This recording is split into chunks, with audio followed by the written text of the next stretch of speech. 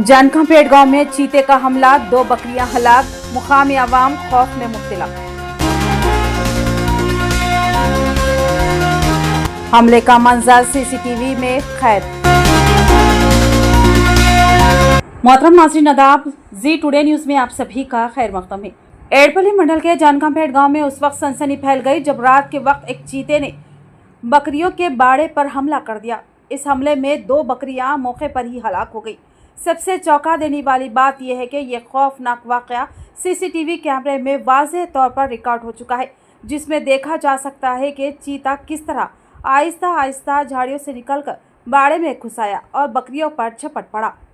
मुकामी अवाम ने महकमा जंगलात पर सख्त नाराज़गी जाहिर की और मुतालबा किया कि चीते को फौरी तौर पर काबू में लाया जाए ताकि मज़ीद जानी व माली नुकसान न हो।